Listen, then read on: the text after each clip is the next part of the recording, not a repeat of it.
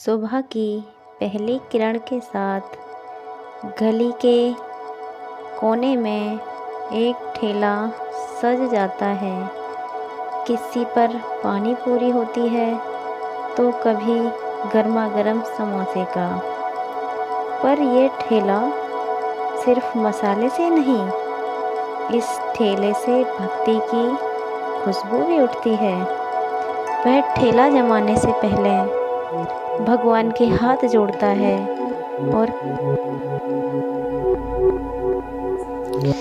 दूर खड़ा एक बच्चा कहता है, क्या अंकल आप मुझे 5 रुपए की पानी पूरी खिला दोगे?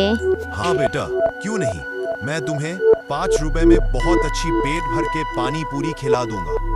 आओ। फिर पानी पूरी वाला उसे 5 रुपए की पानी पूरी दे देता है।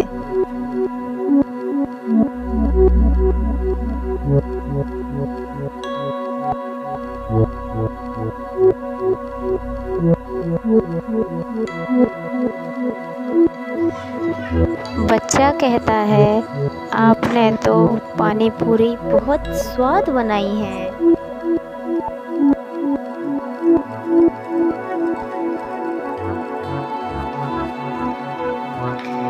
फिर दूसरा ग्राहक आता है और वह भी खा करके चला जाता है। उसकी पानी पूरी की प्रशंसा सभी लोग करते हैं। उसकी बहुत अच्छे से दुकान चल रही थी।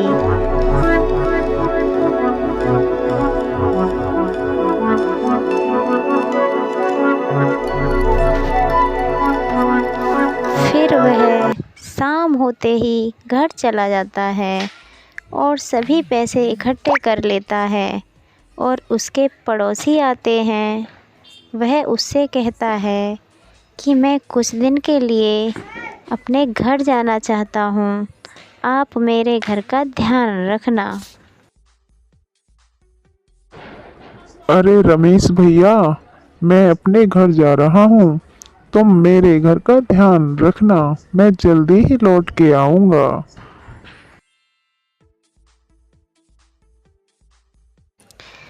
रमेश और उसकी पत्नी देखते हैं और अचंभे में रह जाते हैं कि ये कैसा किराएदार है, अपना घर खोल के खुला हुआ छोड़कर हमारे भरोसे चला जाएगा। अरे ये तो अच्छा भगत है। मुझे आप पर पूरा भरोसा है और अपने राम पर, जिसकी मैं भक्ति करता हूँ। अब मैं खाना खा के यहाँ से चला जाऊँगा।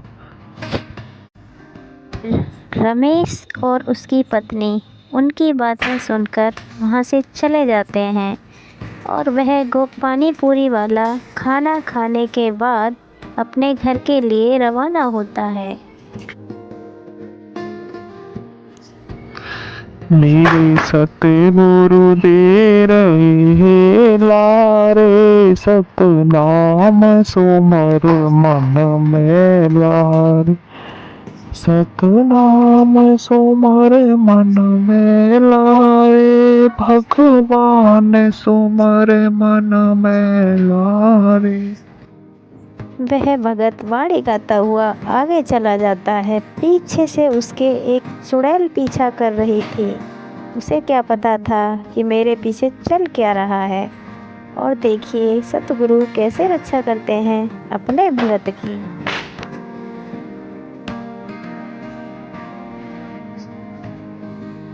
अरे तू रुक क्यों गई? जाना, वह मेरा बच्चा है। तू नहीं जानती वह किसकी भक्ति करता है। तेरी हिम्मत कैसे हुई उसके पीछे पड़ने की? संत जी को देखकर चुड़ैल वहाँ से भाग जाती है।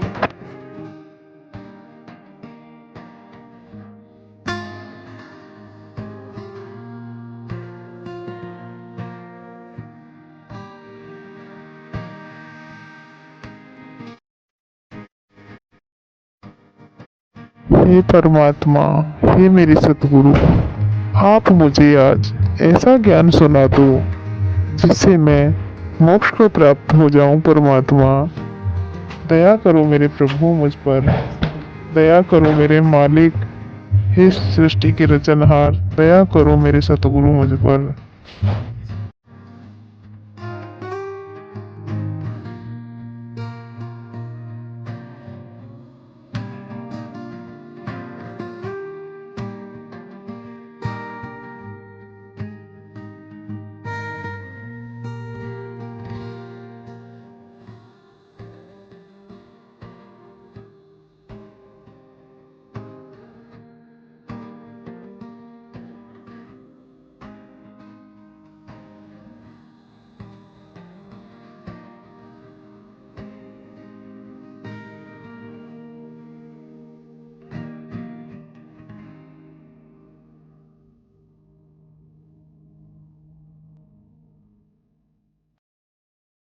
एक समय एक मानदाता नाम का चक्रवर्ती राजा था। पूरी पृथ्वी पर शासन था उसका, पूरी पृथ्वी का शासक था।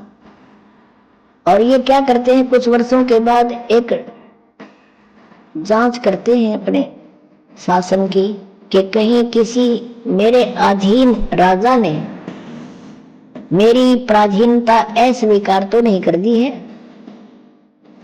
घोड़ा छोड़ दिया जाता था जो राजा का पर्सनल औरस होता था, निजी घोड़ा राजा का, उसके ऊपर व्यक्ति कोई नहीं बैठता था। उसके गले में एक पंपलेट टांग देते थे, एक इश्तेहार लगा दिया जाता था और उस पर लिख दिया जाता था कि जिस भी राजा को चक्रवर्ती राजा मानदाता चक्रवर्ती की पराधीनता अस्वीकार हो, वो इस घोड़े को बांध ले और युद्ध के लिए तैयार हो जा। राजा के पास 72 अक्षौणी सेना है, उसकी डिटेल लिख दी जाती थी कि ताकि खाम का कोई आग में हाथ ना दे बैठे, उसको पहले बता दें कि राजा के पास इतनी सेना भी है। तो वो पूरी पृथ्वी पर घोड़ा घूमे और साथ में हजारों की संख्या में सैनिक उसके साथ थे, घूमे आए। किसी ने घोड़े को नहीं पकड़ा, यानी पूरी पृथ्वी पर सभी ने उसकी पराधीनता स्वीकार थी। जब वो जा रहे थे तब भी चमक ऋषि ने देखे कि घोड़े पर कोई भी नहीं सवार है, बाकी सब घोड़े पर बैठे हैं, क्या कारण है। वापस जब आए, ऋषि से रहा नहीं गया, उसने कारण जाना कि इस घोड़े पर क्यों नहीं बैठा भाई कोई भी, क्या बात है। तो उसको बताया गया कि ये राजा मानधाता चक्रवर्ती का घोड़ा है, इस पर किसी को अलाउड नहीं बैठने का। और इसके गले में जो पंपलेट लिखा है, इसमें लिखा है ऐसे ऐसे, और ये पूरी पृथ्वी पर घूम आया है। किसी ने भी राजा के साथ युद्ध करने की चेष्टा नहीं की, किसी की हिम्मत नहीं बनी। अब तुम किसी ने कहा कि क्या तुम्हारे चक्रवर्ती राजा मानधाता का किसी ने युद्ध नहीं स्वीकार किया? तो सैनिक तो होते ही हैं, ये कुबोल भी होता है, एक आधा दो सिपाही होते हैं। उसने कहा कि है किसी में हिम्मत, उसकी जाड़ फोड़ दे हम, हमारे राजा के पास 72 अक्षौणी सेना है। तो इस बात से ऋषि ने सोचा कि राजा में तो अभिमान हो गया और इसका अभिमान सेट करना चाहिए। उसके लिए चोग ऋषि ने कहा कि भाई यदि मैं इस घोड़े को बांध लूं तो क्या हो। तब वो सैनिक कहने लगे कि अभी बताया था आपको क्या होगा कि राजा का युद्ध करना पड़ेगा। तो उसने कहा चुनक ऋषि ने कि मैंने राजा का युद्ध स्वीकार कर लिया। अब वो सैनिक कहने लगे रे कंगले, तेरे दाने खाने को नहीं, और युद्ध करेगा तू मानदाता चक्रवर्ती राजा के साथ, अपनी माला जप ले चुपचाप, क्यों तेरी श्यामत आई है। तो चुनक ऋषि ने कहा कि भी कोई बात नहीं, मेरे भाग्य में ऐसा ही होगा, मैंने युद्ध स्वीकार कर लिया और बांध दो घोड़ा मेरे इस वृक्ष के साथ में। अब वो तो चार बैठे थे, उन्हें बांध दिया घोड़ा, जाकर बता दिया राजा को कि आपका युद्ध चुनक ऋषि ने स्वीकार कर लिया। मंत्रियों ने सलाह दी कि राजन, आज एक व्यक्ति की हिम्मत हुई है, कल दूसरा इसी तरह गर्दन उठाएगा। हे राजन, ये तो रास्ता पड़ गया। और कहते हैं अंग्रेजी में निप द एवल इन द बड, कि बुराई को इसको शुरुआत में ही खत्म कर देना चाहिए। इस आधार से औरों को भय पैदा करने के लिए मानदाता चक्रवर्ती राजा ने अपनी 72 करोड़ सेना का 72 अक्षौणी सेना को समझने के लिए स्वाभाविक समझ लो 72 करोड़ सेना को 18 करोड़ के 4 टुकड़ी कर ली। प्रथम टुकड़ी एक बार 18 करोड़ सैनिक भेज दिए एक व्यक्ति को मारने के लिए। उधर से उस काल के पुजारी ने चुनक ऋषि ने अपने सारे जीवन की साधना का एटम बम बना लिए। चार पुतली तैयार कर ली वचन से और एक पुतली छोड़ दी। 18 करोड़ सेना का नाश कर दिया। राजा ने दूसरी टुकड़ी भेज दी, ऋषि ने दूसरा पुतली छोड़ दी, 18 करोड़ का उसने नाश कर दिया। ऐसे 72 करोड़ सेना का उस चुनक ऋषि ने विनाश कर डाला। पुण्यात्माओं, वो ऋषि था, उसके सिर में दर्द था राजा के साथ पंगा लेना। साधुओं का काम अपना होता है, लेकिन इस काल में ये करवाना होता है। रिमोट इसके हाथ में है, इनको एटम बम बना लेता है और फिर इनके किए हुए कर्म इन्हीं के सिर पे रख देता है।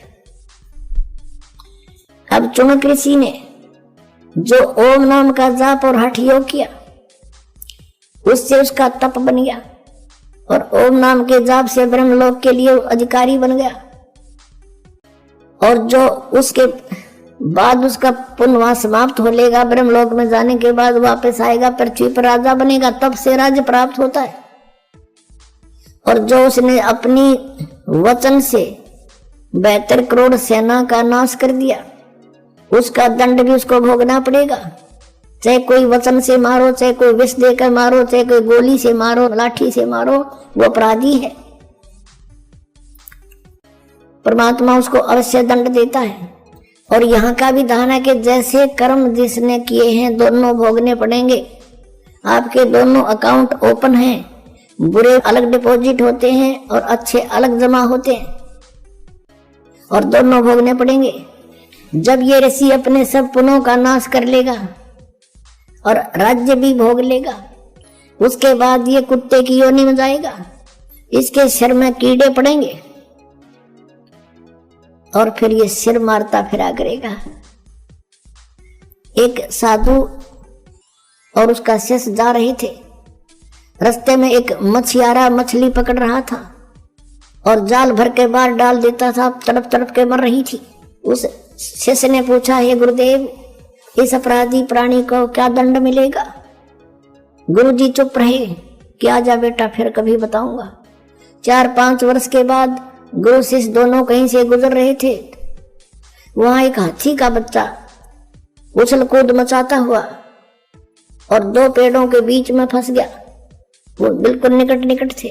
उसमें से ऐसे झटकम पटकम होकर बाहर निकलने की खूब चेष्टा करते हुए उसकी सारी खाल छुल गई और किसी भी तरह वो बाहर अवश्य आ गया, लेकिन उसमें कीड़े पड़ गए उसके जख्म में और वो पड़ा पड़ा चिल्ला रहा है और करोड़ों कीड़े उसको खा रहे हैं, नोच रहे हैं मोटे मोटे।